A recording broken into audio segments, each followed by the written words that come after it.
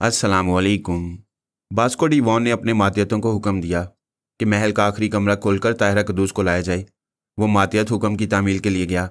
Vasco ने भाई से कहा, जैसा कि मैं अभी बता चुका हूँ, ताहिरा के दोनों बॉडीगार्ड्स टेलीपैथी जानते थे। मैंने उन्हें मार डाला है। ताहिरा के मुतल्लिक शुबा है कि वो भी टेलीपैथी जानती होगी, लेकिन वो अपने चेहरे और अपनी सुनाई हुई रुदात से मजलूम नजर आती है। उन मरने वाले बॉडीगार्ड्स ने उस पर तनवीमी अमल किया था और उसकी पिछली ज़िंदगी भुला दी थी। उसे याद नहीं है कि वो पहले कौन थी और कहाँ से आकर इस महल में कैदी बन गई है। बहरहाल तुम उसके सामने ज़ुबान से कुछ न बोलना। हम दोनों भाइयों को किसी फ्रेब में नहीं आना चाहिए, बशर्ते कि वो ताहिरा फ्रेब भी हो। देवी महल के ड्राइंग हॉल में आई। उसके दाएं बाएं और पीछे मुसल्ला अफराद थे। वो दोनों भाई बहुत आराम से सोफे पर बैठे हुए थे। बास्को ने कागज़ पर लिखकर देवी को बताया, ये मेरा भाई डिराको वॉन है। ये आज शाम को तुम्हें किसी मुल्क में ले जाएगा। डमी ने इस तहरीर को पढ़ने के बाद कहा, यानी ये तुम्हारा दलाल भाई शाम तक फ़ोन के ज़रिए मुख्तलिफ ममालिक के दौलतमंद अराकीन से मेरा सौदा करेगा। जो ज़्यादा बोली देगा उस मुल्क में मुझे ले जाएगा। डिराको वॉन ने गुस्से से कहा, एक खबरदार, मुझे दलाल न कहना। हम मुनशियात असले और हसीन औरतों के ज़रिए मुख्तलिफ ममालिक की सियासत में घुसते हैं। उन ममालिक की सियासी कमज़ोरियाँ मालूम करते हैं। उन मकासद की तकमील के लिए हम तुम्हारी जैसी बेमिसाल हसीनाओं को तरबियत देते हैं कि वो किस तरह हमारे लिए काम करती रहेंगी। डमी ने मुस्कुराकर कहा, बास्को, तुम्हारा ये भाई बड़ा गर्म मजाज है। अपनी शान के खिलाफ कोई बात बर्दाश्त नहीं करता। अभी थोड़ी देर पहले इसे तुमने समझाया था कि ये मेरे सामने गूंगा बना रहे, लेकिन मैंने इसे दलाल कहा तो ये भड़क कर बोलने लगा। बास्को हैरत से अपनी कुर्सी पर से उछलकर खड़ा हो गया, फिर बोला, अब तो मैं भी जुबान खोल रहा हूँ। मैंने तन्हाई में भाई को गूंगा बनकर रहने वाली बात समझाई थी और तुमने महल के आखिरी कमरे में कैद रहकर सुन ली। अब तुम एक के बाद एक दिमाग में पहुंचती रहोगी। वो कहना चाहता था कि अब तो उसे जिंदा नहीं छोड़ा जाएगा। उसके तमाम वफादार उसे गोलियों से छलनी कर देंगे, लेकिन वो ऐसा न कह सका। देवी ने उस पर गालिब आकर अपनी मर्जी के मुताबिक बोलने पर मजबूर किया। उसने कहा, हाँ, तुम एक के बाद एक के दिमाग में पहुंचती रहोगी। मैं नहीं चाहता कि मेरे साथ मेरे तमाम वफादार तुम्हारी टेलीपैथी के जरिए मारे जाएं। लिहाजा मैं तमाम वफादारों को हुक्म देता हूँ कि अब वो गूंगे बनकर ना रहें और सब एक एक करके मोहतरमा ताहरा कद्दूस देवी को सलाम करें और अपना अपना नाम बताते जाएं। बास्को की इस बात पर उसका भाई एतराज़ कर सकता था, लेकिन देवी अपने भारतीय टेलीपैथी जानने वाले रघुनाथ को बुला चुकी थी। वो डिराको वॉन के दिमाग पर कब्जा जमाए हुए था। वहाँ जितने मुसल्ला वफादार थे वो अपने आका के हुक्म के मुताबिक यके बाद दीगरे देवी को सलाम करके अपना अपना नाम बताने लगे। देवी की तरह पारस को भी एक टेलीपैथी जानने वाले की ज़रूरत थी। ऐसे मौका पर सानिया बारबरा उसके पास आती थी। उसने महल में जाने से पहले फ़ोन के ज़रिए सानी से कहा, मुझे तुम्हारे डैडी यानी अंकल सलमान की ज़रूरत है। वैसे तुम भी मेरे अंदर आती जाती रहो। जब एक वफादार ने सलाम किया और अपना नाम बताया तो सलमान ने ब्रादर कबीर के लहजे में उसकी ज़ुबान से कहा, वैसे मैंने सलाम करके गलती की है, मुझे नमस्ते या राम राम कहना चाहिए। देवी ने उसे चौंक कर देखा, फिर कहा, अच्छा तो ब्रादर कबीर तुम आ चुके हो। अभी मैं बास्को के दिमाग को आज़ाद नहीं छोड़ सकती, थोड़ी देर बाद तुम्हारे पास आऊँगी। वो तो निगाहों के सामने आ चुकी हो। कल तुमने दावा किया था कि हज़ारों फुट की बुलंदियों पर परवाज़ करती हुई किसी दूसरे मुल्क जा रही हो। मैं बड़ा मायूस हो गया था, लेकिन मेरी दुआ कबूल हुई और तुम हज़ारों फुट की बुलंदियों से परवाज़ करती हुई ज़मीन की पस्ती में आ गई हो। क्या तुम्हें एहसास नहीं होता कि तुम्हारे मुकद्दर में पस्ती है और तुम्हारे लिए ही कहा गया है, पहुंचे उसी ज़मीन पर ऊंची उड़ान वाले। देवी रघुनाथ ने बास्को और डिराको वॉन के दिमागों को ज़रा ढील दी हुई थी। दोनों भाइयों ने परेशान होकर एक दूसरे को देखा। फिर बास्को ने कहा, क्या MIM का सरबराह ब्रादर कबीर यहाँ मौजूद है? उस वफादार ने कहा, हाँ मैं हूँ ब्रादर कबीर। ये जो हसीना तुम्हारे सामने है, इसको और मेरा सितारा कुछ मिलता है, शायद दिल से दिल भी मिल जाए, इसीलिए मैं इसकी हिफाजत के लिए यहाँ आया हूँ। यूँ समझ लो मैं इस छैल छबीली को अपने लिए ज़िंदा रखना चाहता हूँ। वो बोली, तुम भेष बदल कर आए हो, दुश्मनों में घिरे हुए हो और मुझे ज़िंदा रखने की बात करते हो। क्या यहाँ किसी की गन से गोली चलेगी तो तुम्हारा खात्मा नहीं होगा? दीवाने जान पर खेल जाते हैं।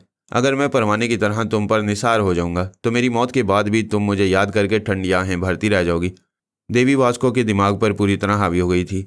उसने ब्रादर कबीर की बातों के दौरान बड़ी आस्तगी से बास्को के लिबास के अंदर से रिवॉल्वर निकाला। फिर अचानक ही एक वफादार का भेष बदलने वाले ब्रादर कबीर पर गोली चला दी। एक नहीं यके बाद दीगरे 6 गोलियां उसके जिस्म में उतार दी। MIM का सरबराह पहली बार उसके निशाने पर आया था। वो उसकी आवाज़, लहजे और बोलने के मखसूस स्टाइल से धोखा नहीं खा सकती थी। पूरी तरह यकीन करने के बाद उसकी लाश ज़मीन पर गिरा दी। थोड़ी देर के लिए सन्नाटा छा गया। वो दोनों भाई और उनके वफादार गुमसुम से होकर कभी उस लाश को और कभी देवी को देखते रहे। फिर देवी ने कहा, मैंने इस यकीन से गोली मारी है कि MIM के मुजाहिदीन इस महल से बाहर हो सकते हैं और उसके ख्याल ख्वानी करने वाले भी। अभी उसकी मौत की खबर अपनी पूरी तंजीम वालों को सुना रहे होंगे। वो इस महल पर भरपूर हमला करने आ सकते हैं, लेकिन मैं उनके हाथ नहीं आऊँगी। फिर वो रघुनाथ से बोली, बास्को पर गोली चलाओ। ठीक उसी वक्त उसने बास्को के जरिए डिराको वान पर गोली चलाई। सबने सहम कर देखा। दोनों भाइयों ने एक दूसरे को अपने अपने रिवॉल्वर से मार डाला और इस जजीरे पर इक़्तिदार रखने वाली कुर्सी खाली छोड़ दी थी। तमाम वफादारों ने अपने हथियार फर्श पर डालकर गुलामों के अंदाज में दोनों हाथ बांधकर सर झुका लिया था। गोया देवी की अताअत कबूल कर ली थी। देवी ने खुश होकर फातियाना अंदाज में उन सबको देखा, फिर एकदम से ठिठक गई। एक वफादार के हाथों में गन थी और वह गन के निशाने पर थी। पहले तो वह घबराई, फिर बोली, तुमने अताअत कबूल नहीं की, अपने आकाओं की मौत से सबक हासिल नहीं करोगे? वो बोला, मैंने तुम्हारी जैसी गोबर दिमाग औरत पहले कभी नहीं देखी। अब से पहले मैं कई बार मरने के बाद जिंदा हो गया, इसके बावजूद तुमने अभी एक नहीं पूरी 6 गोलियों से मुझे मार डाला। आखिर तुम्हें क्या हासिल हुआ? मैं फिर जिंदा हो गया। एक तो होता है पक्का आशिक जो मरते दम तक पीछा नहीं छोड़ता, लेकिन मैं क़यामत का आशिक हूँ। जब तक जिंदा रहोगी तुम्हें बेवा होने नहीं दूंगा। डमी का मुंह हैरत से खुला रह गया। दरअसल वो हैरान थी। उसे याद आ गया था कि इससे पहले भी ब्रादर कबीर कई बार मरकर जिंदा हो गया था। वो जानती थी कि वो अपनी आवाज़ और लहजा बल्कि शख्सियत बदल कर ऐसी ड्रामेबाजी करता रहता है।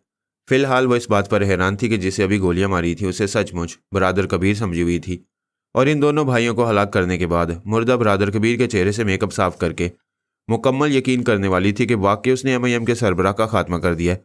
वो ड्रामेबाज फिर अपनी ज़िंदगी का सबूत दे रहा था और ये समझा रहा था कि वो इस महल में मौजूद है और किसी बहरूप में नहीं आया है। वह मौजूद भी हो और ना भी हो तो ये साफ समझ में आने वाली बात थी कि वह साया बनकर आया है और किसी के अंदर मौजूद हो सकता है, उसकी डमी के अंदर ही समाया हुआ हो। वह झुंझला गई। अजीब शख्स से पाला पड़ा था। वो पीछा ही नहीं छोड़ रहा था।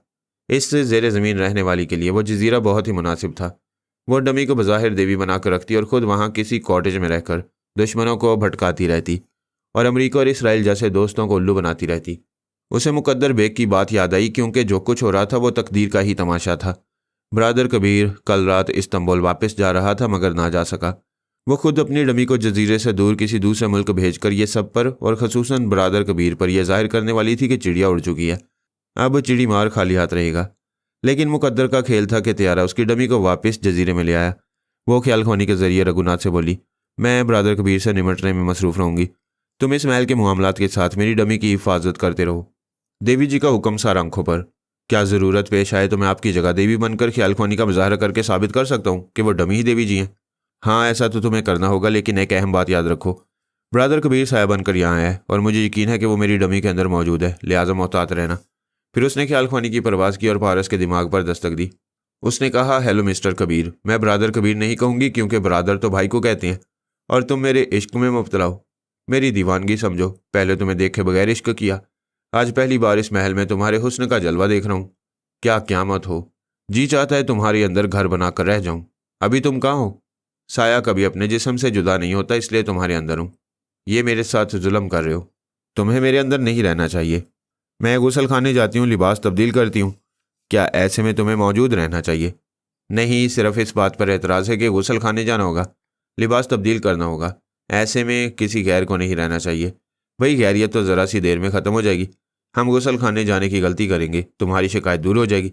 तुम्हें एक कुंवारी लड़की से ऐसी बातें करते हुए शर्म नहीं आती? तुम किसी भी कवारी से पूछ लो, पहले शर्म आती है, फिर लाख उसे बुलाओ, कम वक्त वापस नहीं आती। क्या तुम जानते हो मैं किसी की मानत हूँ? जो मेरा होने वाला पति देव है वो शेर का बच्चा है। क्या तुम्हारी अकल घास चरने गई है? इंसान होकर एक जानवर को पति देव बनाओगी? क्या बकते हो? शेर मैंने फरहाद अली तैमूर को कहा है और उसका बेटा पारस एक दिन मेरा धर्म पति बनेगा। मैं मुसलमान हूँ, बाबा साहब के दायरे से ताल्लुक़ रखने वाले तमाम अफराद की इज्जत करता हूँ। फरहाद साहब और उनके बेटों से मेरा कभी सामना नहीं हुआ, अगर होगा तो दोस्त और भाई की हैसियत से होगा। अगर मैं पारस से दरख्वास्त करूँगा कि तुम पर मर मिटा हूँ, वो तुम्हें छोड़ दे, तो मुझे यकीन है कि वो तुम्हें छोड़ देगा। ये तुम कैसे कह सकते हो कि वो मुझे हासिल करने से बाज आ जाएगा? इसलिए कि उसने अब तक तुम्हें नहीं देखा है, सिर्फ तुम्हारे नाम से धोखा खाकर एक वफादार शीतारा से मोहब्बत करने लगा है। दूसरी बात यह है कि उसने तुम्हें कभी नहीं देखा है। पहले मैंने तुम्हें देखा और एक मुसलमान पहले जिसे देखकर अपना बनाने का इरादा कर लेता है, वो औरत दूसरे मुसलमान के लिए माँ, बहन और बेटी होती है। तुम फजूल बातों में वक्त ज़ाया करो। मैं तुम्हें नेकी और शराफत की बातें बता रहा हूँ। जब एक मुसलमान किसी को पसंद कर ले तो दूसरा उस पर मैली नज़र नहीं डालता। फिर सबसे अहम बात यह है कि मुसलमान जान दे देगा मगर ईमान नहीं देगा, वो तुम्हारा पति देव कभी नहीं बनेगा। क्या तुम मेरे धर्मपति बन जाओगे? मैं ऐसी कोई चीज़ बने बगैर तुम्हारे अंदर पहुँचाऊँगा हूँ। एक शरीफ औरत उसी मर्द को अपना बना लेती है जो उसके अंदर समा जाता है। तुम खुद ही बताओ, क्या तुम शरीफ औरत नहीं हो? तुम बेकार बातों में मेरा वक्त ज़ाया कर रहे हो। वाकई अभी दिन के वक्त महल के इस दरबारी हॉल में लोगों की मौजूदगी में ऐसी बातें नहीं करनी चाहिए। हम इस मसले पर रात को बेडरूम में बहस करेंगे। किसी के बेडरूम में आना शराफत नहीं है। मैं खुद नहीं आऊँगा, ये तो तुम अपने प्यारे साय को खुद ले जाओगी। जिस बिस्तर पर सोने जाओगी वहाँ करवट करवट साथ रहूँगा। तुम तो मुझे लाजवाब कर देते हो। भला मैं क्या लाजवाब करूँगा? खुदा ने तुम्हें लाजवाब बनाकर मेरे लिए भेजा है। मैं तुमसे जीत नहीं सकती, इसलिए इल्तिजा करती हूँ, कभी कभी मेरे अंदर से चले जाया करो। जब तुम चाहोगी चला जाया करूँगा, जब भी बुलाओगी हाजिर हो जाया करूँगा। ज़रा अभी निकल कर दिखाओ। ये लो। वो उसके अंदर से निकला। देवी ने फर्श पर बिछे हुए कालीन पर एक मर्दाना साया देखा। उस साय का गोश्त पोस्त वाला जिस्म नहीं था। वो बोली, हाँ मैं तुम्हें देख रही हूँ। क्या ऐसा नहीं हो सकता कि हमेशा मेरे अंदर न रहो? कभी ज़रूरत हो तो मेरे पास आ जाया करो। तुम हमेशा रूपोश रही हो, अब मुझे रहने दिया करो। कोई आलीशान बंगला छोड़कर झुग्गी में रहना नहीं चाहता। अब जहाँ जाऊँगा वो बदन झुग्गी लगेगा। फिर ये कि बदन बदलते रहने से मेरा चाल चलन खराब होगा। औरत का फ़र्ज़ है कि वो अपने मर्द को अपने ही घर में रखे। वो साया फिर फर्श पर से रेंगता हुआ डमी के साय में जाकर मिल गया। फिर उसके अंदर आ गया। उसने कहा, मैं समझ गई, तुम मुझे नहीं छोड़ोगे और ना ही मैं तुमसे पीछा छुड़ा सकूंगी। बहरहाल अभी तुम्हारे दिमाग से जा रही हूँ, फिर आऊँगी। ये क्या ज़रूरी है कि तुम ख्याल ख्वानी के ज़रिए आओ? हम तो एक दूसरे से रूबरू भी गुफ्तगू कर सकते हैं। बेशक यही करूँगी, लेकिन सबके सामने। तुम खुद को मेरे अंदर जाहिर न करो। हम सिर्फ तन्हाई में ज़ुबान से गुफ्तगू किया करेंगे। अच्छा, मैं जा रही हूँ। वो रघुनाथ के पास आकर बोली, मेरा ख्याल दुरुस्त निकला। वो दुश्मन साया बनकर डमी के अंदर है। तुम ज़रा मोहतात रहना, उसे यही मालूम होना चाहिए कि वो डमी नहीं बल्कि ख्याल खोने करने वाली देवी है। मैं आपका गुलाम हूँ, आपको शिकायत का मौका नहीं दूंगा। वह दिमागी तौर पर होटल के उस कमरे में हाजिर हो गई जहाँ मुकद्दर बेग के साथ क़याम था। वो मौजूद नहीं था। उसे आज़ादी से ख्याल खोनी करने और महल पर कब्जा जमाने के लिए तनहा छोड़ गया था। वो जैसा चाहती थी वैसा ही हो रहा था। एक बार डमी सितारा बनाकर पारस को धोखा देती रही थी। अब देवी सितारा की डमी बनाकर बरादर कबीर जैसे घाक इंसान को खुशफहमी में मुब्तला कर रही थी। इस वक्त वो मार्लिन के रूप में थी। बरादर कबीर उसे अंजला समझ कर गया था। अब वो नया रूप इख्तियार करके इस जजीरे में एक अच्छा सा कॉटेज खरीद कर वहाँ मुस्तकिल रिहाइश इख्तियार करना चाहती थी। उसने ख्याल ख्वानी की परवाज़ की। वो मुकद्दर बेग से रब्ता करके उसे बताना चाहती थी कि होटल का कमरा छोड़कर जा रही है, और वह इतनी मेहरबानी का शुक्रिया भी अदा करना चाहती थी कि जिस बरादर कबीर को फ़रेब देना मुहाल होता, उसे मुकद्दर बेग ने भटका दिया था और असली देवी से दूर करके उसे डमी के पास पहुंचा दिया था। देवी की सोच की लहरें भटक कर वापस आ गई। इन सोच की लहरों को मुकद्दर बेग का दिमाग नहीं मिला। इसका मतलब यही हो सकता था कि उसने आवाज़, लहजा और शख्सियत बदल लिया, वरना सोच की लहरें उसी दिमाग से वापस आती हैं जो मुर्दा हो जाता है। लेकिन मुकद्दर तो आदमी को आखिरी सांस तक जीता है। मुकद्दर गया तो सांस गई, और सांस गई तो मुकद्दर गया। दोनों लाजम मलजूम है। कराची में मुल्क के तमाम सूबों के कई ख़ानदान आबाद हैं। ये शहर सिर्फ एक मुल्क पाकिस्तान के लिए नहीं, बल्कि दुनिया के तमाम ममालिक से अपनी बंदरगाह और बैनुल-अक़वामी एयरपोर्ट से मुंसलिक होने के बायस बड़ी अहमियत रखते हैं। फरहाना और साजिद अली साबका ईवान रास्का लाहौर से कराची आए थे। फिर यहाँ से दुनिया की सैर करने के लिए एक एक मुल्क और हर मुल्क के अहम शहरों में बज़ाहिर तफरीह के लिए जाना चाहते थे। ये फरहाना की ख्वाहिश थी। साजिद से मोहब्बत होने से पहले वो सिर्फ मुगलपुरा तक महदूद थी। ज़्यादा से ज़्यादा लाहौर के मुख्तलिफ इलाकों में कभी जाती रही थी। नहायत गरीब, मजलूम और कमज़ोर थी। कमज़ोर इस लिहाज से कि मजबूत इरादों के बावजूद एक लड़की थी। हसीन भी थी और मुस्तकिल मिजाज भी, लेकिन शाज़ोर मर्द का सहारा नहीं था। माँ बाप बूढ़े और लाचार थे और भाई आवारा और मोहल्ले का एक मामूली सा गुंडा था। उसके पास दूसरों को जेर करने वाली ताकत थी, ना दौलत और ना ही ये दो चीज़ें हासिल करने का कोई जरिया। भला हो मुकद्दर बेग का। एक दिन उसके घर आ गया और उसे हज़ारों मील दूर मास्को में कैद रहने वाले ईवान रास्का यानी मौजूदा साजिद अली से ख्याल ख्वानी के जरिए मुतारिफ करा दिया। उनकी इब्तदाई जान पहचान की तफसीलात बहुत पहले बयान की जा चुकी है। साजिद अली ने इस्लाम कबूल करने के बाद फरहाना से निकाह पढ़वाया और इसके बाद पहले इस्लामाबाद फिर लाहौर चलाया। शादी से पहले वो ख्याल ख्वानी के जरिए फरहाने के लिए एक बहुत बड़ी ताकत बन गया था। वो मुगलपुरा के छोटे से मकान से निकलकर आलीशान कोठी में आ गई थी। इस शहर के नामी ग्रामी गुंडों और ज़मीर फरोश पुलिस अफसरों के लिए लोहे का चना बन गई थी। उसे सियासत के हॉर्स ट्रेडिंग वाले घोड़े भी नहीं चबा सकते थे। उसने साजिद से सारी दुनिया देखने और घूमने की ख्वाहिश जाहिर की थी। साजिद बाबा साहब के दारे से मशवरे हासिल किए बगैर कोई काम नहीं करता था। जनाब तबरेज़ी ने उसे इजाज़त दी कि वह फरहाना की ख्वाहिश पूरी करे, क्योंकि उसकी ख्वाहिश पूरी करने के दौरान उन दोनों को मुतअद्दिद दुश्मनों से और मुख्तलिफ आजमाइशी हालात से गुजरना भी था। सफ़र का आगाज़ कराची के बैनुल-अक़वामी एयरपोर्ट से करना था। अपने मुल्क के शहर कराची पहुँचते उन दोनों के लिए वो शहर एक चैलेंज बन गया। उन दिनों वहाँ तवाइफुल मुलूकी, लाकानूनियत और कत्लो गारत गरी का एक लामुतनाही सिलसिला शुरू हो गया था। वो दोनों अपने मुल्क के अजीज़ तरीन शहर को आफात में छोड़कर तफरीह के लिए किसी दूसरे मुल्क नहीं जा सकते थे, लिहाजा कुछ अरसा के लिए वहाँ रह गए। जनाब तबरेज़ी ने सज्जाद को समझा दिया था कि जो कुछ कराची में हो रहा है उसे देखे समझे, लेकिन अपने तौर पर सिर्फ इसी हद तक कुछ करे जिस हद तक मुकद्दर बेग इजाज़त देता है, क्योंकि जब किसी शहर और मुल्क के बाशिंदों पर इज्तमाई आफात नाजिल होती हैं तो उसमें कुदरत की भी कुछ मर्जी शामिल होती है। अल्लाह ताला वहाँ के अवाम पर सियासतदानों और नौकरशाही के काजिब खुदाबंदों को मुसल्लत करके अपने बंदों की कुव्वत बर्दाश्त और ईमान मोहकम को आजमाता है, फिर ऐसे साबित कदम बाशऊर बंदों के जरिए तख्त का तख्ता कर देता है और यूं ने मुसाइब से निकलने का हौसला और सलीका भी सिखाता है। तादम तहरीर कराची के हालात वहाँ की पुलिस और इंतज़ामिया के लिए शर्मनाक हैं। वहाँ 2-4 डकैतियाँ हों, 4-6 कारें छीनी जाएं और 2-1 बंदे कत्ल कर दिए जाएं तो ये कहा जाता है कि अभी कराची में अमन और अमान है। अगर इसी को अमन सुकून कहा जाता है तो दहशतगर्द असला लिए आज़ाद फिरते हैं तो इससे अंदाज़ा किया जा सकता है कि वो शहर किस तरह आफत ज़दा बन चुका है। रोज़ाना 2-4 बच्चों, 2-4 औरतों, 2-4 बूढ़ों और जवानों का कत्ल किया जाना, यह मलिकुल मौत के लिए हर रोज़ लंच और डिनर पेश करना लाजमी हो गया है। मकतूलीन के वर्सा जिस कर्ब अज़ियत से गुजर रहे हैं उसके पेश नज़र उन्हें तसल्लियाँ देने वाले अल्फाज का ज़ख़ीरा ख़त्म हो चुका है। उनके आंसू इसलिए नहीं पहुँचे जा सकते कि मर्दों की कमीज़ों के दामन और औरतों के दुपट्टे लहू से तारे।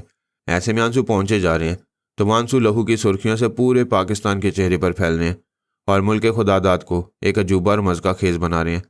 कोई मुसलमान पाकिस्तान को मज़का खेज़ नहीं कहेगा, ऐसा गैर मुस्लिम कह रहे हैं और पूछ रहे हैं कि मुसलमानों को हिंदुस्तान से क्या ख़तरा था कि उन्होंने पाकिस्तान बनाया। बाबरी मस्जिद की तो सिर्फ दीवारें गिराई गई, पाकिस्तान की मस्जिदों में तो बम ब्लास्ट होते हैं। मसाजिद की 4 दीवारी में नमाजियों को कतार में खड़ा करके गोलियों से छलनी कर दिया जाता है। इस शहर की एक मस्जिद में बम के धमाके से जो तबाहियाँ मंजराम पर आईं उसकी तो मिसाल नहीं मिलती। अगर मुख्तलिफ ममालिक के उलमा मुत्तहिद ना हो जाते और वह आपस में लड़ाने वाले दुश्मनों की चालबाजियों को समझ ना लेते तो शहर में मुसलमानों के दरमियान ही ज़बरदस्त खून रेजी होती और बुनियाद परस्ती और इंतहा पसंदी के ताने देने वाले अमरीकी और यूरोपीय ममालिक CNN से ये तमाशा दिखा देते कि दुनिया वालों देखो, ये मुसलमान ऐसे बुनियाद परस्त होते हैं कि गैर मुस्लिम तो क्या खुद अपने ही दीन के दूसरे फ़िक्की वालों को बर्दाश्त नहीं करते। लेकिन पाकिस्तान को यह फ़ख्र हासिल है कि उलमा इकराम ने दुश्मनाना इस्लाम की ऐसी पॉलिसियों पर पानी फेर दिया। फरहाना और साजिद ने पर्ल होटल में क़याम किया था और वहाँ से किराए की कार लेकर कराची शहर के मुख्तलिफ इलाकों में घूमते फिरते रहते थे।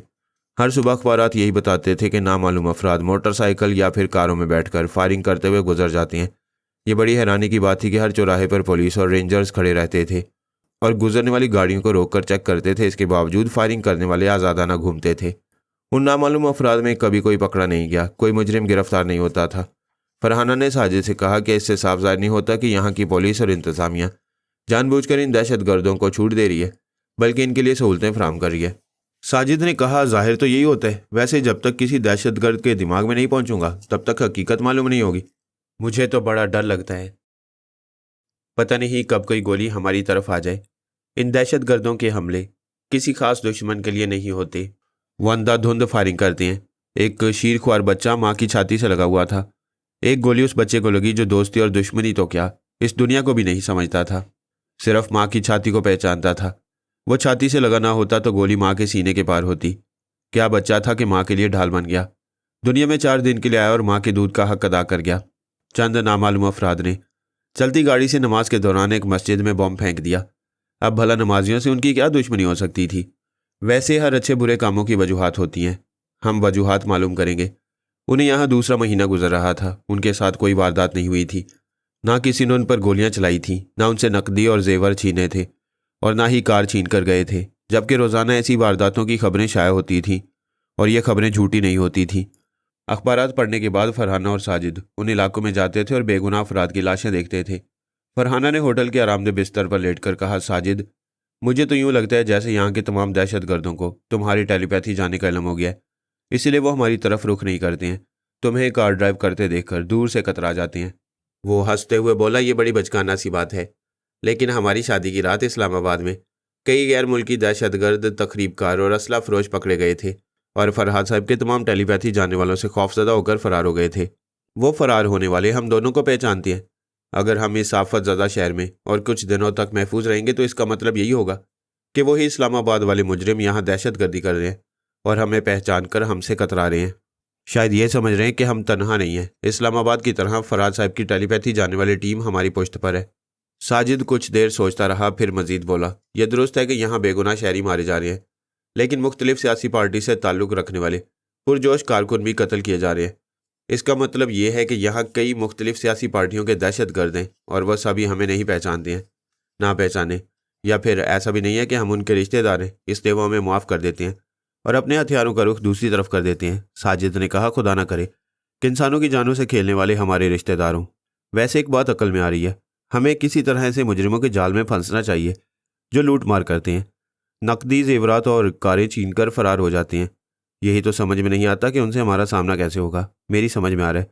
देखो, हम पर्ल होटल में रहते हैं, अगरचे ये बहुत महंगा होटल है, इसके बावजूद मुजरिम हमें बाहर से आए हुए मुसाफिर समझते होंगे और जाहिर है कि मुसाफिर लाखों रुपए लेकर तो नहीं घूमते।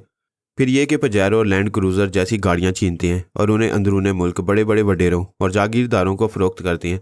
इसके बरक्स हम किराए की मामूली सी कार में घूमते हैं। ऐसे में कोई डाकू या दहशतगर्द हमें घास नहीं डालेगा। तुम्हारी बात समझ में आ रही है। उन्हें अपनी तरफ मुतवज्जा करने के लिए हमें खुद को करोड़पति या अरबपति ज़ाहिर करना होगा। हाँ, हम ये भी अखबारात में पढ़ते हैं कि मुख्तलिफ सियासी पार्टी के लोग सरमायादारी से बड़ी बड़ी दुकानों और ताजरों से भत्ते वसूल करते हैं और ऐसे नामालूम मुजरिम भी होते हैं जो फ़ोन वगैरह पर धमकियां देते हैं कि अगर 20-25 लाख रुपए अदा ना किए तो इनकार करने वाले को गोली मार दी जाएगी। फरहाना ने कहा, तो फिर ऐसा ही करते हैं, हम रईस इब्न रईस बन जाते हैं तुम्हारी टेलीपैथी के ज़रिए। ऐसा बन जाना कुछ मुश्किल तो नहीं? कतई मुश्किल नहीं। वो ख्याल ख्वानी के ज़रिए किसी भी अरबपति सेठ को ट्रैप करके उससे करोड़ों रुपए हासिल करके 1.5-2 करोड़ की शानदार कोठी और पजेरो या लैंड क्रूज़र जैसी 2-4 गाड़ियाँ खरीद सकता था। लेकिन कोठी और गाड़ियों के खरीदने के सिलसिले में कागजी कार्रवाइयों में कई दिन गुजर सकते थे। साजिद ने फरहाना से कहा, आसान तरीका यह है कि यहाँ के अरबपति ताजरों ने अपनी बीवी बच्चों की हिफाजत की खातिर मुल्क से बाहर भेज दिया है और ख़ुद तनहा रहकर हालात का सामना कर रहे हैं। ऐसे किसी ताजिर पर तनवीमी अमल करके उसे ताबेदार बनाकर उसकी कोठी में रह सकते हैं। इस तरह हमारा सामना असल मुजरिमों से हो सकेगा। फरहाना ने टेलीफोन डायरेक्टरी उठाई, फिर उसकी वर्कगर्दानी करते हुए बड़ी बड़ी कंपनियों के मालकान के नंबर बारी बारी डायल करने लगी। फ़ोन पर जिससे भी रब्ता होता साजिद फरहाना के अंदर रहकर उसकी आवाज़ सुनता, उसके ख्याल पड़ता, फिर कहता, ये हमारे काम का बंदा नहीं, किसी और को फ़ोन करो। वह फिर किसी दूसरे को फ़ोन करती। आखिर एक ऐसा ताजिर मिला जो अरबपति था, लेकिन दौलत ऐसे छुपा कर रखता था और कारोबार में ऐसे बड़े बड़े नुकसानात दिखाया करता था कि इनकम टैक्स वाले उससे लाख 1.5 लाख रुपए से ज़्यादा वसूल नहीं कर सकते थे। लेकिन वो खुफिया धंधों के जरिए इनकम टैक्स के तौर पर अदा किए गए लाख या 1.5 लाख की जगह करोड़ों रुपए कमा लेता। नहायत कंजूस था और बेहद अय्याश था। हसीन औरतों के साथ वक्त गुजारने के लिए उसने बीवी से कहा था कि दहशतगर्द उसे धमकियां देते हैं, बच्चों की ज़िंदगी खतरे में है, लिहाजा वो मैके चली जाए। वो बेचारी बच्चों की सलामती की खातिर पिंडी चली गई। साजिद ने उससे फ़ोन पर कहा, हेलो चौधरी सफदर नवाज, इतनी आलीशान कोठी में बंद होकर बड़े बड़े नोट गिनते रहते हो, इसमें हमारा भी तो हिस्सा है। वो नागवारी से बोला, कौन हो तुम? क्या मुझे धमकियां देकर मरूब करना चाहते हो? जानते हो मैं कौन हूँ? जानता हूँ। इस मुल्क में जितने बड़े बड़े ब्यूरोक्रेट्स हैं उनमें तुम्हारा भी नाम है। तुम ताजिर भी हो और एक ऐसे सरकारी ओहदेदार हो जिसके आगे हर आने वाली या कायम होने वाली हुकूमत मजबूर होती है। तुम इस कदर तहफ़्फ़ुज़ फराहम करती है कि कोई तुम्हारे काले धंधों का हिसाब नहीं लेता है। अपोजिशन और दूसरी दहशतगर्द पार्टियों से उन्हें महफूज रखने के लिए तुमने दहशतगर्दों की एक एजेंसी की खिदमत हासिल की है। क्या ये झूठ है? तुम कौन हो और ये सब कुछ कैसे जानते हो? इतने अंदर के गहरे राज मालूम करने के लिए बड़े पापड़ बेलने पड़ते हैं। बातें ना बनाओ। तुम इस मुल्क की बड़ी अपोजिशन या छोटी अपोजिशन के कारिंदे हो। क्या हराम मौत मरने के लिए मुझे फ़ोन किया है? हम पिछले 2 हफ्तों से किसी दहशतगर्द का इंतज़ार कर रहे हैं, कोई कमबख्त सामने ही नहीं आता। आज तुमसे गुफ्तगू का शरफ हासिल हो गया। हम बड़ी मछली पकड़ना चाहते थे, बड़ी मछली हाथ आ गई। तुम ही वो दलाल हो जो बैरून मुल्क के एक दहशतगर्द ग्रुप को बुलाकर यहाँ उनके लिए सहूलतें फराहम कर रहे हो। बकवास मत करो। क्या तुम्हारी सियासी पार्टी ने अफगानिस्तान से एक दहशतगर्द ग्रुप को नहीं बुलाया है, या खुद अपने पैदा करदा दहशतगर्दों से हमारे लोगों को कत्ल नहीं करा रहे हैं? तुम जो भी समझ लो, मुझे अपने दहशतगर्दों की परवरिश के लिए 25 करोड़ रुपए की ज़रूरत है। आज रात ये रकम तैयार रखना, मेरे लोग आएंगे और रकम ले जाएंगे। 25 करोड़ क्या 25 पैसे हैं जो कोठी में रखे रहते हैं? क्या ये रकम तुम्हारे बाप की? साजिद ने फ़ोन बंद कर दिया। चौधरी सफदर नवाज के दिमाग में पहुंचकर उसके ख्यालात पड़ने लगा। उसने गुस्से से रिसीवर रख दिया था। उसका एक सेक्रेटरी कह रहा था, सर एक्सचेंज वाले कह रहे हैं कि ये किसी ने कार्ड फ़ोन बूथ से बातें की हैं और ये फ़ोन बूथ सदर के इलाके में है। वह थोड़ी देर तक सोचता रहा। उसे साजिद की ये बात याद आ रही थी कि एक बड़ी मछली हाथ आ गई है और वह अरबपति एक दहशतगर्द ग्रुप को यहाँ बुलाकर उनके लिए सहूलतें फराहम कर रहे हैं। उसने मुतल्लिका हुकाम से मोबाइल फ़ोन के ज़रिए बारी बारी रब्ता कायम किया और उन्हें एक अजनबी के फ़ोन के मुतल्लिक बताया कि वह अजनबी उसे दहशतगर्द ग्रुप के एक दलाल की हैसियत से जानता है और उससे 25 करोड़ का मुतालबा कर रहा है। उसे हर फ़ोन पर यही जवाब मिला कि उसे या उसके आदमियों को 25 करोड़ लेने के लिए आने दो, उन्हें गिरफ्तार करके हकीकत उगलवा ली जाएगी।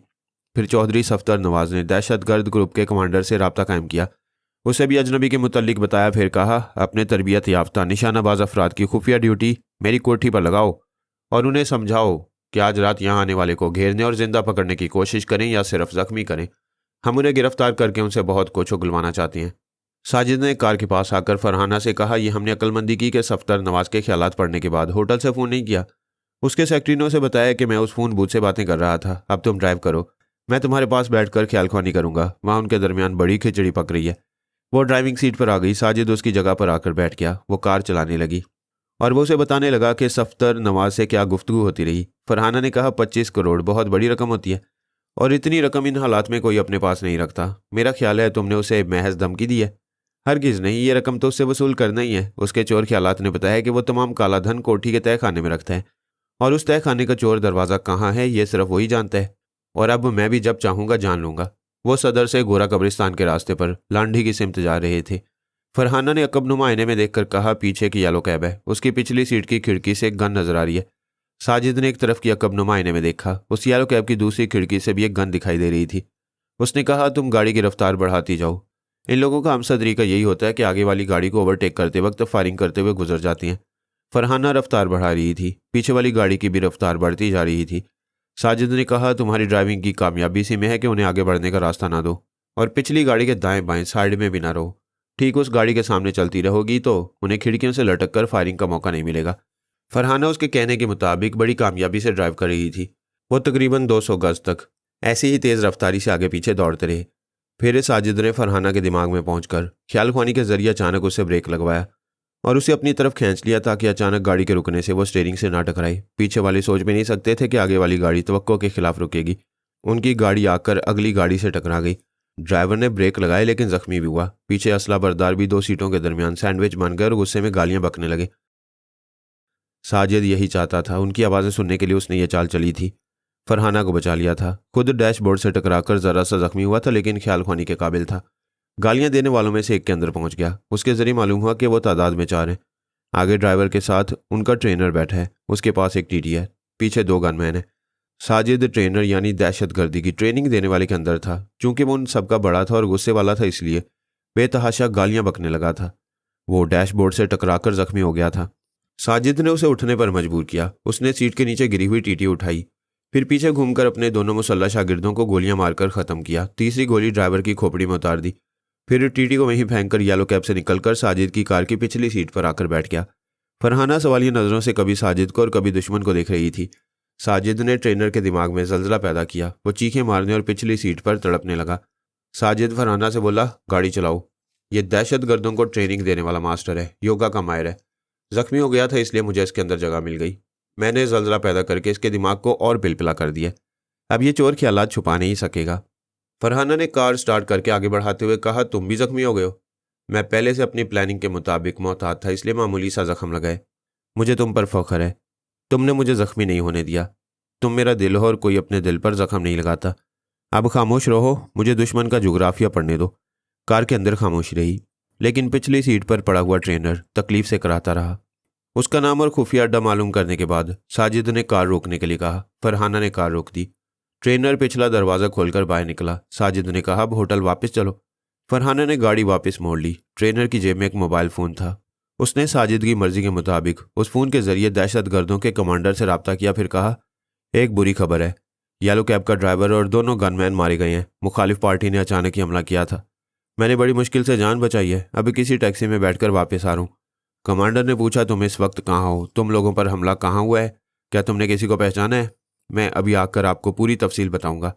आप फिक्र न करें, बस आ रहा हूँ। उसने राब्ता ख़त्म करके इधर उधर देखा। थोड़ी देर बाद एक ऑयल टैंकर तेजी से आता हुआ दिखाई दिया। साजिद ने पूरी तरह ट्रेनर के दिमाग पर कब्जा जमा लिया। जैसे ही वो टैंकर करीब आया, ट्रेनर ने उसके आगे छलांग लगा दी। उसकी आखिरी चीख सुनाई दी। फिर मौत की खामोशी छा गई। साजिद ने ऐसा इसलिए किया कि वो जिंदा रहता तो कमांडर के पास जाकर सच उगलता कि किसी मुखालिफ पार्टी ने नहीं बल्कि किसी टेलीपैथी जानने वाले ने उन्हें नुकसान पहुंचाया है। इस तरह कमांडर समझ लेता कि वो टेलीपैथी जानने वाला अब उसके दिमाग में भी घुस चुका होगा और इस तरह वो तमाम दहशतगर्दों तक और उन्हें किराए पर हासिल करने वाली पार्टियों तक ज़रूर पहुंचेगा। लिहाजा ट्रेनर की मौत के बाद यह अंदेशा ख़त्म हो गया था। साजिद ने ये तमाम बातें फरहाना को बताईं। फिर होटल पहुंचकर कहा, मैं अभी तुमसे बातें करूंगा, पहले चौधरी सफदर नवाज से निमट लेना चाहता हूँ। उसके तहखाने में 1 अरब 70 करोड़ है। शहर के एक बैंक में 80 लाख रुपए हैं।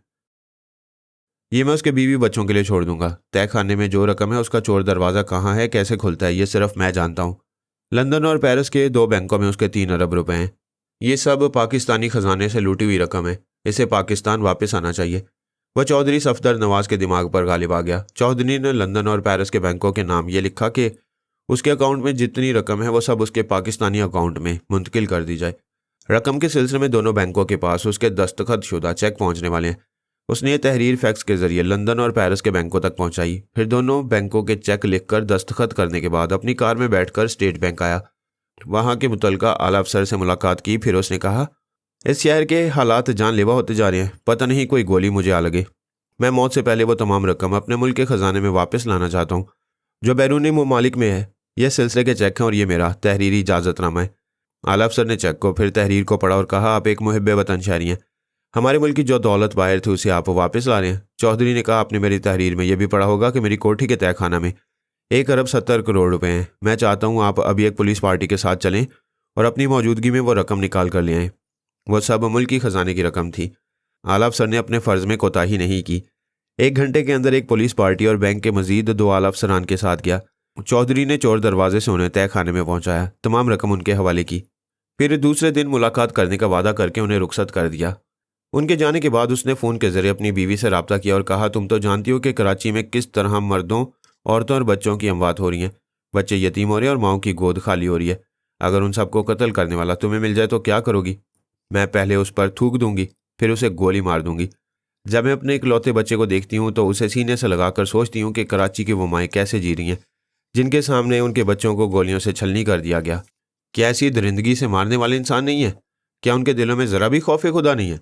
असल बात यही है, जिसके दिल से खुदा का खौफ मिट जाता है वो जानवर बन जाता है। दरिंदगी की इंतहा करते वक्त वो किसी से नहीं डरता, हत्ता कि अपनी मौत से खौफजदा नहीं होता। जैसा कि मेरा दिल खौफ से खाली है। या आप क्या कह रहे हैं? वही जो आज तक तुमसे छुपाता रहा। ऐसे दहशतगर्दों और सफाक कातलों को अपने मुल्क में आने की दावत मैंने ही दी है। अगरचे मुखालिफ सियासी पार्टियां भी यही कर रही हैं, लेकिन आज मैं सिर्फ अपना मुहासबा कर रहा हूँ। अभी हमारा बच्चा 2 बरस का है। तुम जवान हो, मेरे बाद दूसरी शादी कर लेना। यह आपको क्या हो गया है? आप कैसी बहकी बातें कर रहे हैं? मैं कभी यकीन नहीं करूंगी कि आप इतनी पस्ती में गिरकर माओं की गोद औलाद से और मस्जिदों की 4 दीवारी नमाजियों से खाली करते रहे हैं। मैं जानता हूं तुम्हें यकीन नहीं आएगा। कराची और पिंडी के बैंकों में तुम्हारे नाम से अकाउंट है।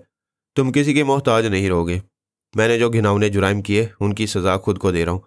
यह आवाज़ सुनो और यकीन कर लो कि एक दरिंदा इस दुनिया से चला गया है। उसने अपनी कनपटी से रिवॉल्वर की नाल लगाई, फिर ठाई की आवाज़ के साथ गोली चला दी। दूसरी तरफ से बीवी की चीख सुनाई दी। वह हेलो हेलो कहकर आवाज़ें दे रही थी। मेज़ पर लटक कर झूलने वाले रिसीवर से उसकी आवाज़ें उभर रही थी, लेकिन मुर्दा कानों तक नहीं पहुंच रही थी। साजिद ने दिमागी तौर पर हाजिर होकर फरहाना को देखा। उसने पूछा, क्या हुआ? उसने मुख्तसर सी रुदात सुनाई, फिर कहा, सामान पैक करो, हम इस शहर से, इस मुल्क से जाएंगे। क्या दूसरे दहशतगर्दों को छोड़ दोगे? मैंने चौधरी सफदर नवाज के बुलाए हुए दहशतगर्दों को भी छोड़ दिया है। एक चौधरी के मरने से कुछ नहीं होता, इसकी जगह दूसरा आ जाएगा। कितने ही ब्यूरोक्रेट्स और सियासतदानों के पास मुल्की खजाने से लूटे हुए अरबों रुपए हैं। उनका मुहासबा किया जाएगा, उन्हें सजाए मौत दी जाएगी। इसके बाद दूसरे उनकी जगह लेते रहेंगे। पाकिस्तानी कौम ज़रा सी बाशऊर हो और बुनियादी बुराई को समझ ले कि जब तक जागीरदार और सरमायादार इक़्तिदार की जंग जारी रखेंगे तब तक वो दोनों अपने अपने एयर कंडीशन ड्राइंग रूम में बैठे तमाशा देखते रहेंगे और कौम मरती रहेगी। आज मैदान जंग के लिए कराची का इंतखाब किया गया है। कल लाहौर की बारी आएगी, क्योंकि दोनों शहर सरहद के करीब हैं। राह के लिए सरहदों को कमज़ोर बनाया जा रहा है। कल भारतीय फ़ौज के लिए सरहदें नंगी करने के लिए लाहौर बहुत अहम है।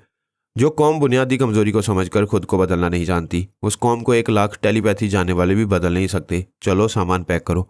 उसे तबरेज़ी साहब ने जिस हद तक अमल करने की ताकीद की थी, उसने खुद को वहीं तक महदूद रखा। वह समझ रहा था कि इतने बड़े आलिम बुजुर्ग दीन ने जब ताकीद की है और उसे अपनी टेलीपैथी की हदूद रखने की हदायत की है, तो इसके पसे पर्दा यही हकीकत होगी कि अवाम बेजार होकर शऊरी तौर पर हालात का तज्जिया करेंगे और छोटे बड़े सियासतदान मुकाफाते अमल से दो चार होंगे। सानी और अली हज़ारों फुट की बुलंदी पर एक तैयारे में थे और जापान की तरफ परवाज़ कर रहे थे। वो दोनों ज़हनी तौर पर उलझे हुए थे कि तबरेज़ी साहब ने उन्हें जापान जाने की हदायत क्यों की है। उन्होंने सिर्फ इतना फरमाया था कि जापान जाओ, वहाँ एक नया मज़हब उभर कर मंजर आम पर बड़े दबदबे के साथ आ रहा है। उस मज़हब को समझने, परखने और मज़हब के बानी से निमटने के लिए पहले जापान के छोटे बड़े शहरों में से एक शहर नाकामे गोरो, फिर दूसरे शहर कामियाचू में जाओ। जब कुछ समझने में कमी रह जाए तो फिर मुझसे रब्ता करना।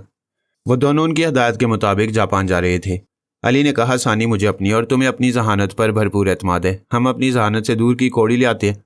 मुर्दे को कब्र से निकाला जाता है, हम कब्र से भी ज्यादा गहराइयों से दुश्मनों को निकाल लाते हैं। यानी रुपोश रहने वालों की चालों और पुरस्कार बनकर रहने वालों को बेनकाब कर देते हैं। फिर तबरेज़ी साहब की हदायत समझ में क्यों नहीं आ रही? हमें जापान की किसी मजहब से क्या लेना है? वो बोली, सच पूछो तो मैं भी उलझी हुई हूँ। तबरेज़ी साहब मुसलमानों को झिंझोड़ने और बेदार करने वाली राहों पर हमें चलाते हैं, और जापान में मुसलमानों के लिए कोई खास प्रॉब्लम नहीं है। क्या कश्मीर के मुसलमान हमारे लिए कम अहमियत रखते हैं? कश्मीर? मैं कहती हूँ कश्मीर के आम मुसलमान और सर पर कफन बांधे हुए मुजाहिदीन हमारी आती जाती सांसों की तरह हैं। अली ने कहा, पिछले दिनों श्रीनगर के वकला ने भारत के हाई कोर्ट से इजाज़त हासिल की थी कि वो भारत की तमाम जेलों में जाकर कश्मीरी कैदियों से मुलाकात करेंगे। हाई कोर्ट ने उन्हें 7 बड़ी जेलों में जाकर कैदियों से मिलने का इजाज़तनामा जारी किया था। अली कह रहा था और वो सुन रही थी। भारत की तहाड़ जेल में 40 कश्मीरी कैदी की हैसियत से रखे हुए हैं।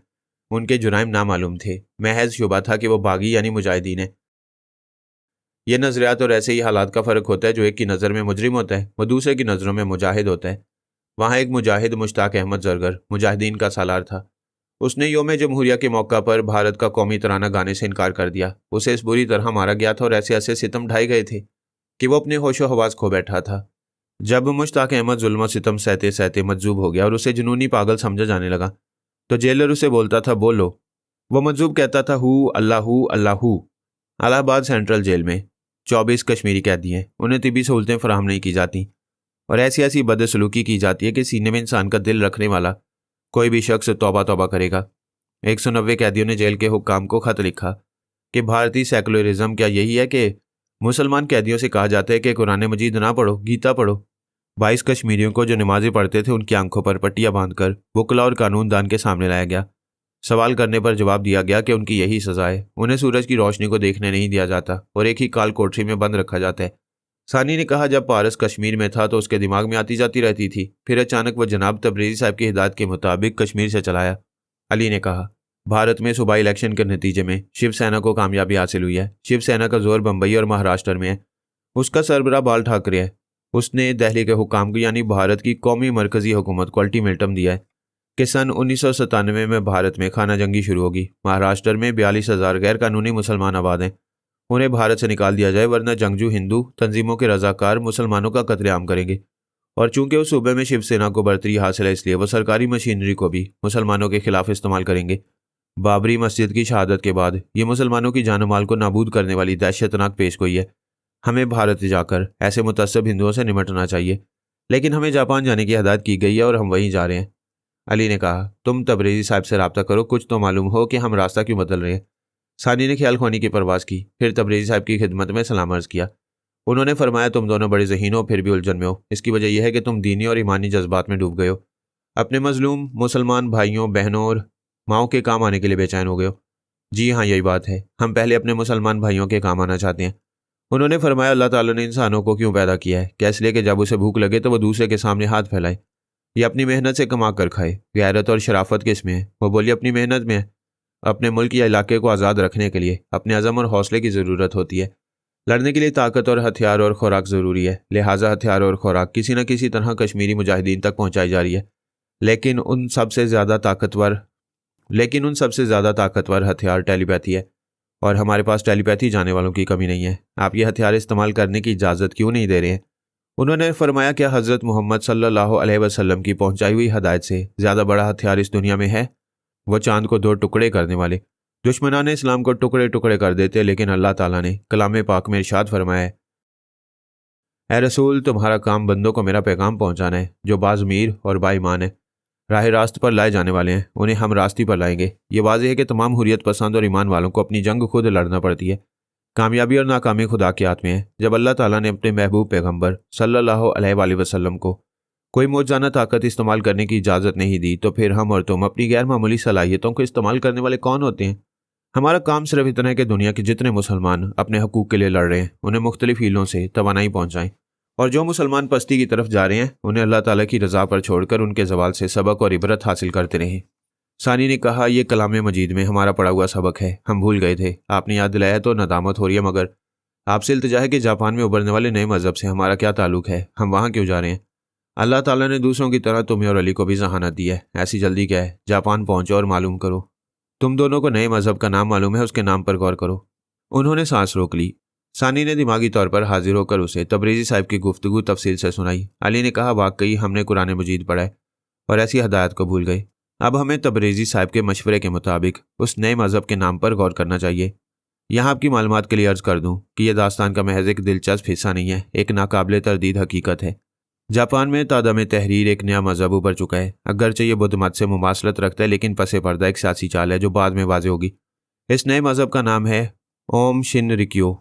सानी और अली तबरेज़ी साहब के मशवरे के मुताबिक इस नाम पर गौर कर रहे थे और इस नाम का सिरा थाम कर समझने की कोशिश कर रहे थे। थोड़ी देर बाद अली ने चौंक कर कहा, सानी, इस मजहब का नाम ओम शिनरिक्यो है और लफ्ज़ ओम हिंदी संस्कृत जुबान से है, जिसके मायने है हकीकत कुबरा। भारत के किसी भी हिंदू घर में जाकर देखो, वहाँ हिंदी का लफ्ज़ ओम दीवारों पर या दरवाजे की चौखट पर नजर आएगा। बुद्ध मत की इब्तदा हिंदुस्तान से हुई और उस नए मजहब का नाम ओम से शुरू होता है। ओम के मायने एक सबसे बड़ी ठोस हकीकत, एक खुदा, एक ईश्वर। हाँ, ये अच्छे और मुकद्दस मायने और बुद्ध मत निहायत ही पुरअमन है। खून रेजी और दहशत गर्दी तो दूर की बात है, इस मजहब के मानने वाले एक चूंटी को भी मारना पाप यानी गुनाह समझते हैं। बेशक इस मजहब के अफराद मजहबी होते हैं, लेकिन दुनिया का कौन सा मुल्क, कौन सा मजहब और कौन सी कौम ऐसी है जिसमें अच्छे और पुरअमन अफराद के दरमियान शरपसंद नहीं होते? फिर इस मजहब की इब्तदा इस भारत देश से हुई है, जहाँ हिंदू, मुस्लिम, सिख, ईसाई के इत्तेहाद का और सेकुलरिज्म का नारा लगाया जाता है और नारों के पसे पर्दा हिंदुस्तानी मुसलमानों पर सबसे ज़्यादा सितम ढाया जाता है और सबसे ज़्यादा कत्ल उनका किया जाता है ताकि मुसलमानों की नस्ल कुशी होती रहे। सानी और अली को उस नए मजहब ओम शिनरिक्यो के बारे में इब्तदाई मुख्तसर मालूमात हासिल थी। वो जानते थे कि इस मजहब के बानी का नाम शूको आसाहारा है। वो मौजूदा अहद का मसीहा कहलाना चाहता है और उसके मानने वाले उसे मसीहा और निजात दहिंदा भी कहते हैं। शूको आसाहारा नापरस्त है, खुद को किसी से कमतर नहीं समझता। अगर कोई गलती उसे कमतर बनाने वाली हो तो उस गलती को मुख्तलिफ हवालों से नेकी का दर्जा दे देता है। वो जापान के एक मशहूर जजीरे क्यूशो के एक इलाके चीजू मानसुमोटो में पैदा हुआ था। उसकी एक आंख में पैदाइशी तौर पर रोशनी नहीं थी, बेनाई सिर्फ दूसरी आंख में थी, यानी वो काना है। चूंकि एक आंख बेनाई से महरूम है, इसलिए उसने नाबीनाओं के स्कूल में तालीम पाई। यहीं से उसके अंदर बर्तरी का एहसास पैदा हुआ, क्योंकि इस स्कूल में सब दोनों आंखों से अंधे थे और सिर्फ वो एक आंख से देख सकता था। इन सब तलबा तालबात के मुकाबले में बरतर था। उसे किसी बात पर गुस्सा आता तो वो उनकी पिटाई कर देता और बेचारे अंधे उसका कुछ नहीं बिगाड़ सकते थे। इस तरह वो कहावत के मुताबिक अंधों में काना राजा था। सन 1970 से सन 1990 के दौरान जापान ने सनती मैदान में इतनी ज़बरदस्त तरक्की की कि अमेरिका और यूरोप की सनती कंपनियां इलेक्ट्रॉनिक सामान से लेकर कारें और मोटरसाइकिलें तैयार करने और जापान के मुकाबले में आला मेयार कायम रखने में नाकाम होने लगी। ऐसी नाकामी और शिकस्त भला मगरिब वाले कैसे बर्दाश्त कर सकते थे? जापान की इक्तसादी और सनती तरक्की में रुकावटें डालने के लिए कई तरह की खुफिया साजिशें की गईं। उनमें एक साजिश ये थी कि वहाँ खरीदे हुए जापानियों के जरिए नए नए मज़ाहिब पैदा किए जाने लगे। अवाम को यह समझाया जाने लगा कि उनका मुल्क सनती तरक्की के नाम पर मादियत परस्त हो रहा है और रूहानियत से दूर होता जा रहा है। जापानी बुद्ध मज़हब को मानते हैं और रूहानियत के बड़े कायल हैं, लिहाजा ऐसे तमाम मज़ाहिब की भी कदर करते हैं जिनमें रूहानियत को सबसे ज़्यादा अहमियत दी जाती है। काना शूकू आसाहारा तालीम से फारिग होकर दवा साजी करता रहा, जाली दवाएं बनाने और मुख्तलिफ केमिकल्स के जरिए नुकसानदेह गैस वगैरह तैयार करने के इल्ज़ाम में गिरफ्तार हुआ, मगर एक खुफिया एजेंसी ने भारी जुर्माना अदा करके उसे रिहाई दिलाई और हिंदुस्तान पहुंचा दिया। उसने कोहे मालिया के दामन में एक जगह तपस्या शुरू कर दी। जैसे ही महात्मा बुद्ध ने मालो दौलत और राजपाट छोड़कर इबादत और रियाजत शुरू की थी, वहाँ उसने योगा की मशकों में कमाल हासिल किया। तिब्बत के एक लामा से आत्मा शक्ति हासिल की।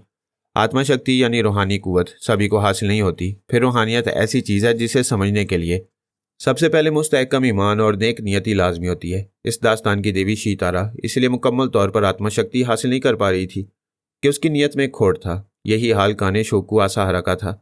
उसने कुछ आत्मशक्ति ऐसे हासिल की जैसे नीम हकीम हिकमत और तिब के कुछ अधूरे गुर हासिल कर लेते हैं। शोकू आसाहारा ने वापस जापान पहुंचकर ऐलान किया कि उसे सातोरी हासिल हो गई है। जापानी इस्तिलाह में सातोरी का मतलब है निर्वाण हासिल करना और निर्वाण के मायने अरफान हकीकत हासिल कर लेना। औलिया इकराम अरफान हकीकत मालूम करने के लिए सारी ज़िंदगी इबादत और रियाजत में गुजार देते हैं और वो काना शूको आसाहारा सिर्फ 2 बरस में हिंदुस्तान और तिब्बत के जादूगरों से ऐसे ऐसे जादुई कमालात हासिल करके आया जिनके मुजाहरे से अक्सर जापानी बाशिंदे मुतासिर होते थे। ये समझ नहीं पाते थे कि वो जादू को रूहानियत का नाम दे रहे हैं। उसने सन 1987 में नए मजहब ओम शिनरिक्यो का आगाज़ किया और इस मजहब के मानने वालों में इजाफा करने लगा।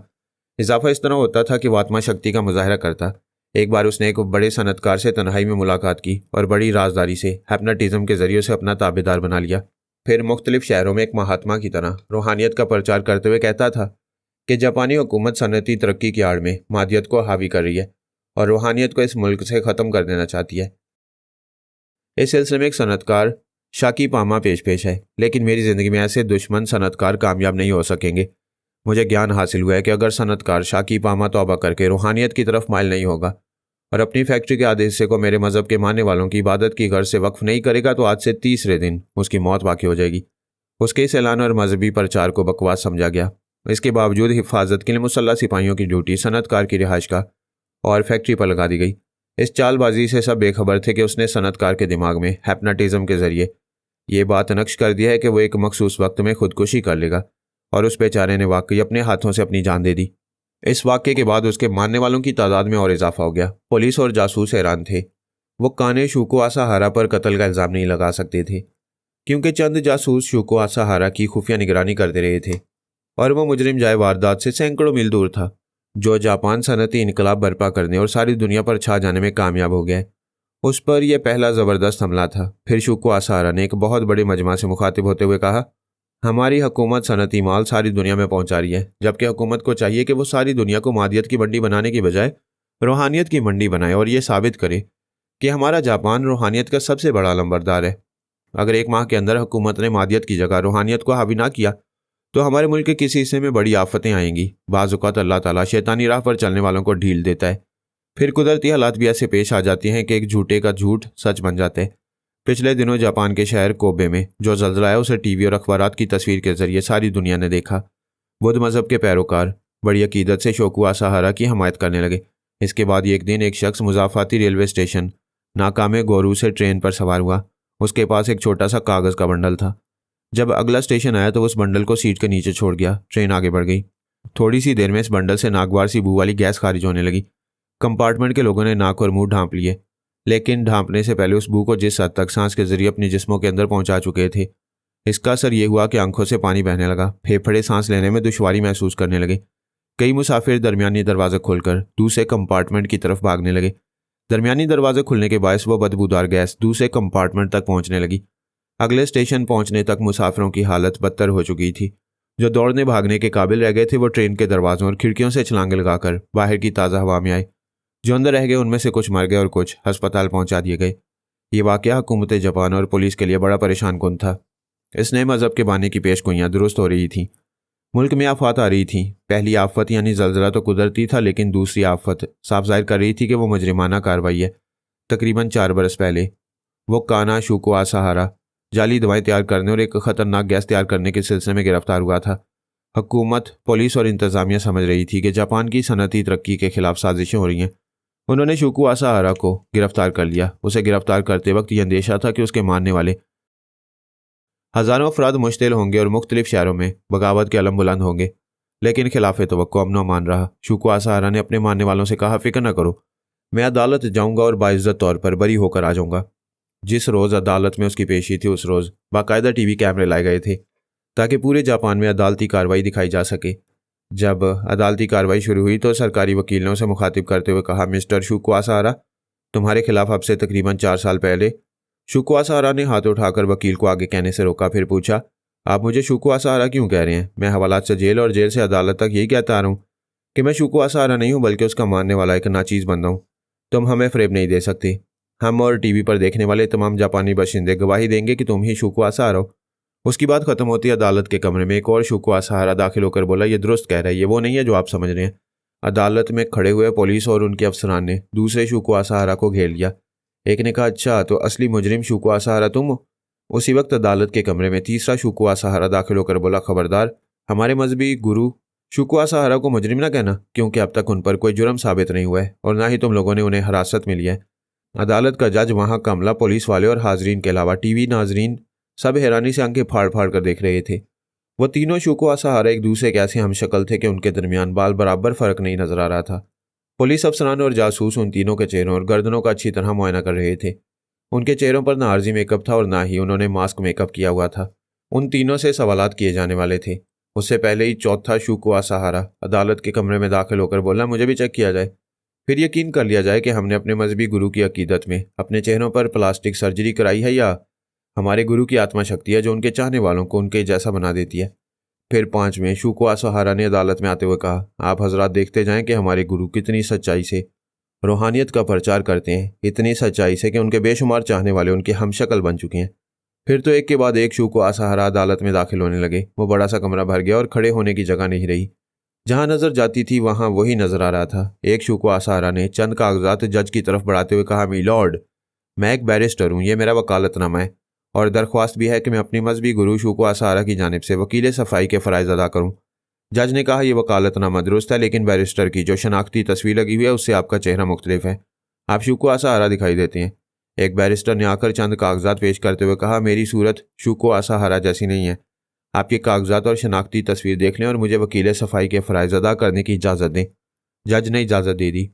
वकील सफाई ने कहा, यहाँ अदालत के कमरे में जगह नहीं है, इसलिए बाहर तकरीबन 3000 शुको असहारा खड़े हैं। यह केस अदालत में उस वक्त तक नहीं आ सकता जब तक कि असली शुको असहारा को गिरफ्तार ना किया जाए। सरकारी वकील ने कहा, कानून की आंखों में धूल झोंकने के लिए हज़ारों शुको असहारा पैदा किए गए हैं, ऐसे में असली मुजरिम को। वकील सफाई ने कहा, ऑब्जेक्शन मी लॉर्ड, जब तक जुर्म साबित ना हो हमारे मजहबी गुरु को मुजरिम ना कहा जाए। जज ने उसके एतराज़ को दुरुस्त तस्लीम किया। सरकारी वकील ने कहा, मैं मुजरिम नहीं मुलजिम कह सकता हूँ और अर्ज़ करना चाहता हूँ कि किसी भी मुलजिम को छुपाना भी जुर्म है। ये जितने शुको असहारा नजर आ रहे हैं ये सब मुलजिम का चेहरा बनाकर उसे छुपा रहे हैं, लिहाजा इन सब पर मुलजिम को छुपाने का जुर्म आयद हो सकता है। वकील सफाई ने कहा, हरगिज़ नहीं।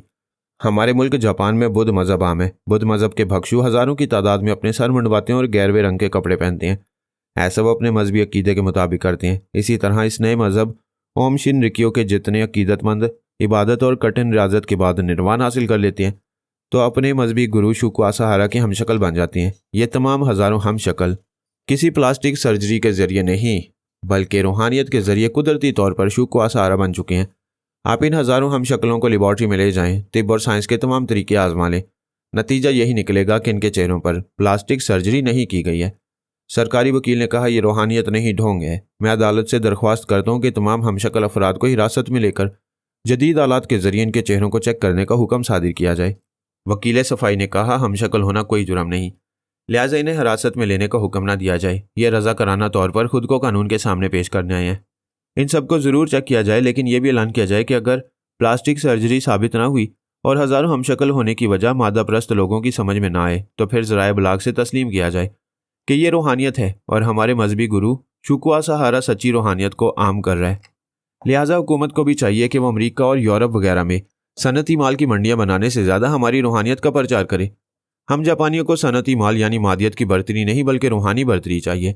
हमारा मजहबी गुरु जापानी कौम का निजात दहिंदा है। वो हमें रूहानियत के जरिए तमाम सुपर पावर मुल्कों से बरतरो बाला करेगा। जज ने उन हज़ारों शुको असहारा के चेहरों को चेक करने का हुक्म दिया और उन्हें केस के आखिरी फैसले की तारीख 2 माह बाद दी। जापान के अकाबरीन और दीगर जिम्मेदार अफसरान समझ रहे थे कि इस मुल्क की सनती तरक्की को रोकने के लिए पिछले कई बरस से नित नए मजहब उभरते रहे और डूबते रहे। सबका यही मकसद था कि पूरी जापानी कौम को किसी तरह महज रूहानियत की तरफ माइल कर दिया जाए। बिल्कुल उसी तरह जैसे जागीरदारों और सरमायादारों की प्लानिंग होती है कि उनकी औलाद इंग्लिश मीडियम के जदीद तकाज़ों के मुताबिक आला तालीम हासिल करने यूरोप और अमरीका जाए और बाकी अवाम के बच्चे सिर्फ ऐसे मदरसों और स्कूलों में तालीम हासिल करें जिनकी दीवारें और छतें गिरती रहती हैं। वो मजहबी मालूमात के सिवा साइंस और टेक्नोलॉजी की तरफ रुख न कर सकें। इंसान के लिए रूहानियत लाजमी है क्योंकि जिस्म तो एक साकित शय है, वह रूह के बगैर मुतहरिक नहीं हो सकता। इस्लाम में दीन मुकम्मल मालूमात के अलावा दुनियावी इल्म को हत्ता के पूरी कायनात को समझने की तलकीन की गई है। मुसलमानों को किसी भी मस्बत इल्म को हासिल करने से मना नहीं किया गया। अमेरिका और यूरोप के लिए मुसलमानों का ईमान और रूहानियत वबाल जान थी।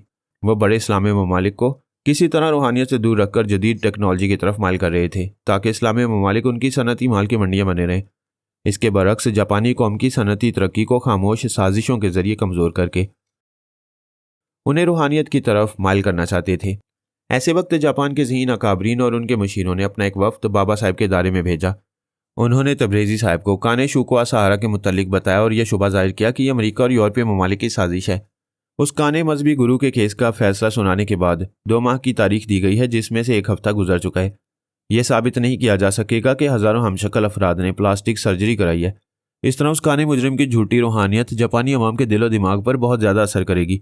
जो मजदूर और कारीगर सनती मिलों और फैक्ट्रियों में काम करते हैं वो मादियत को छोड़कर निर्वाण हासिल करने के लिए उस फ्रॉड शुकुआ सहारा की तरफ माइल हो जाएंगे।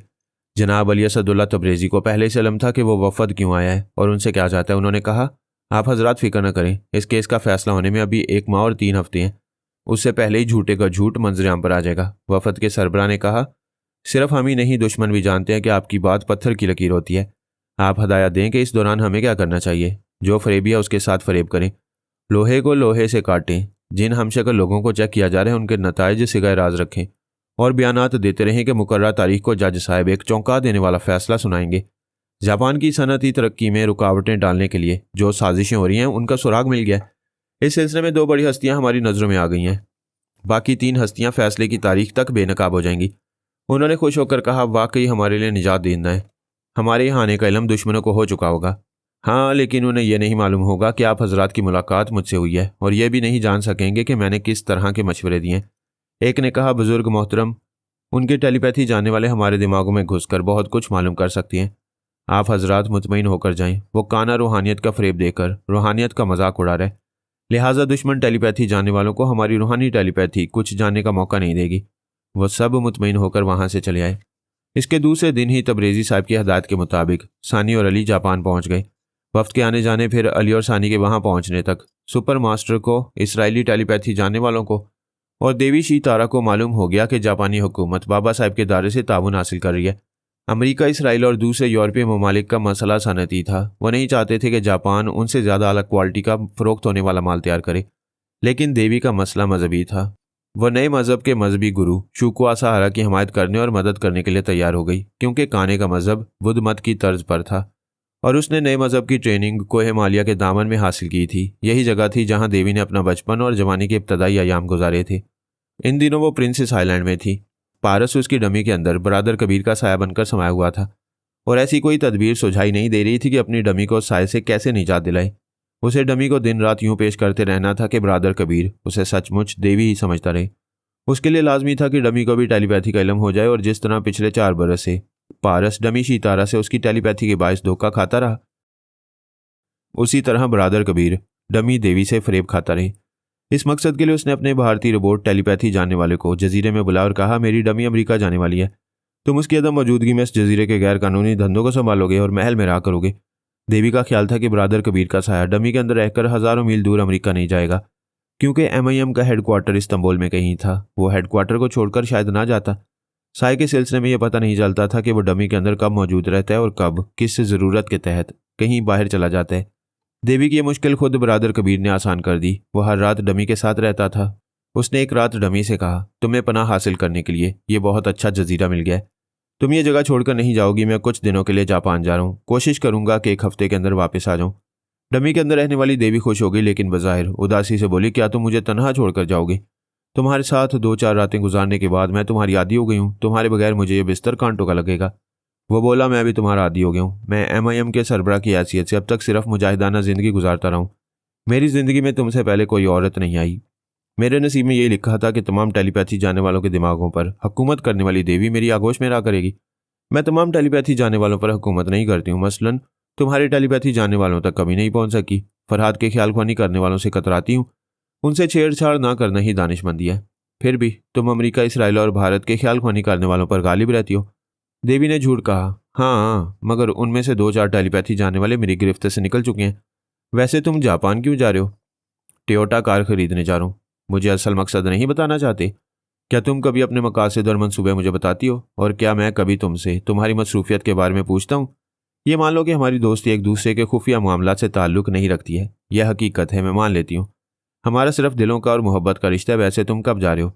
कल सुबह इस जजीरे से इस्तांबुल जाऊँगा। वहाँ अपने मुजाहिदीन को चंद ज़रूरी हदायत दूंगा, फिर कल रात की फ़्लाइट से चला जाऊँगा। वह अहमक बनाने वाली मोहब्बत का इजहार करते हुए बोली, ये हमारी जुदाई की रात है। कल से मैं तन्हा तुम्हारा इंतज़ार करती रहूँगी। वह दोनों देर तक प्यार भरी बातें करते रहे, फिर सो गए। दूसरी सुबह वो बोला, मैं जा रहा हूँ। इस बेडरूम की तन्हाई में हम ज़ुबान से गुफ्तगू करते हैं। मुझे उम्मीद है कि मेरे जाने के बाद तुम ख्याल ख्वानी के ज़रिए मुझसे रब्ता रखोगी। मैं हर रात तुम्हारे दिमाग में आया करूँगी। जब तक तुमसे गुफ्तगू नहीं करूँगी नींद नहीं आया करेगी। दिन की रोशनी में देवी ने अपनी डमी के जरिए साय को देखा। वह डमी के बिस्तर से उठकर उसके बेडरूम से बाहर चला गया था। वो पूरी तरह इत्मीनान करना चाहती थी कि वह जजीरे से इस्तांबुल की तरफ जा रहे, इसलिए 1 घंटे बाद उससे दिमागी राब्ता किया। फिर पूछा, तुम कहाँ हो? मुझे तुम्हारे अतराफ तारीकी नजर आ रही है। वो बोला, जाहिर है कि मैं साया हूँ और अभी लॉन्च के स्टीवर्ड के अंदर हूँ। जिसके भी अंदर रहूँगा उसके जिस्म के अंदर सूरज की रोशनी नहीं रहेगी। तुम ज़रा स्टीवर्ड के अंदर से निकल कर दिखाओ क्या वाकई लॉन्च में हो। ताजुब है तुम्हें यकीन क्यों नहीं आ रहा। बहरहाल मैं चंद सेकंड के लिए बाहर निकल रहा हूँ। ज़्यादा देर बाहर रहूँगा तो लॉन्च का अमला या कोई मुसाफिर एक साय को देखकर सहम जाएंगे। लो देखो। देवी ने उसके दिमाग में रहकर समुंदर को देखा। लॉन्च साहिल पर थी और वहाँ से रवाना होने वाली थी। उसने पूछा कि अब तुम्हें यकीन आया? हाँ, अब जब तुम इस्तांबुल पहुँचोगी तो मैं तुमसे रब्ता करूँगी। उस वक्त मैं भी किसी के जिस्म के अंदर रहूँगा, लेकिन तुम्हारी फरमाइश पर बाहर नहीं निकलूंगा। ऐसा करने से तुम्हें इल्म हो जाएगा कि मैं इस्तांबुल के किस इलाके में हूँ और हमारा MIM का खुफिया अड्डा कहाँ है। हमारी दोस्ती की एक हद है, हम उसी हद में रहेंगे। वो फिर स्टीवर्ड के जिस्म में दाखिल हो गया। देवी उसके दिमाग से चली गई। उसके जाती वो स्टीवर्ड के जिस्म से निकलकर मुख्तलिफ लोगों के अंदर छुपता हुआ फिर महल में देवी के अंदर आ गया। असल देवी या किसी भी ख्याल ख्वानी करने वाले को यह नहीं मालूम हो सकता था कि वो जिसके दिमाग में है वो कहाँ है। अलबत्ता उसके चंद ख्यालात पढ़कर उस जगह का इल्म हो जाता। देवी के लिए मुश्किल यह थी कि पारस का दिमाग अजूबा था। वो उसके चोर ख्यालात नहीं पढ़ सकती थी, लिहाजा उसे यकीन करना पड़ा कि बरादर कबीर लॉन्च के जरिए इस्तांबुल जा चुका है और वहां से जापान जाने वाला है। जब से मालूम हुआ था कि एक जापानी वफद बाबा साहब के दायरे में गया था, तब से अमेरिका, इसराइल और भारत ने यह राय कायम कर ली थी कि मुसलमान टेलीपैथी जानने वाले और MIM वाले ज़रूर जापान जाएंगे और हुकूमत जापान के दोस्त बनकर नए मजहब के गुरु शुको आसाहारा को भी बेनकाब करेंगे और जापानी हुकूमत से दोस्ती मुस्तहकम करके वहाँ देवी वगैरह की चालों को आइंदा भी नाकाम बनाते रहेंगे। देवी ने सबसे पहले जजीरे में अपने ज़ाती त्यारे के जरिए डमी को यूनान भेजने के इंतजाम किए। फिर यूनान से वो उसे वाशिंगटन भेजना चाहती थी ताकि जल्द से जल्द अपनी डमी को ट्रांसफार्मर मशीन के जरिए ऐसी मुकम्मल देवी बना दे कि बरादर कबीर के अलावा सारे दोस्त और दुश्मन भी उसे असल देवी समझते रहें। उसने भारतीय फौज के कमांडर इन चीफ से रब्ता करके कहा, आप फ़ौरन ही 6 ऐसे ज़हीन, सेहतमंद और दिलेर फौजी जवानों का इंतखाब करें जो रोबोट ख्याल ख्वानी करने वाले बनाए जा सकें। आप 24 घंटों के अंदर उन्हें भारत से वाशिंगटन रवाना करें। एक कैसेट में उन सब की आवाज़ें रिकॉर्ड करें। मैं बाद में आकर वो आवाज़ें सुनूंगी और उनके लिए ट्रांसफार्मर मशीन से गुजरने का मौका फराहम करूंगी। वो जल्द से जल्द नए मजहबी गुरु शुको आसाहारा के पास जाकर मालूम करना चाहती थी कि बाबा साहब की दारे और MIM की तंजीम से कितने ख्याल ख्वानी करने वाले वहाँ पहुँचे हुए हैं और क्या वो लोग शुको आसाहारा के रास्ते में रुकावटें बन रहे हैं।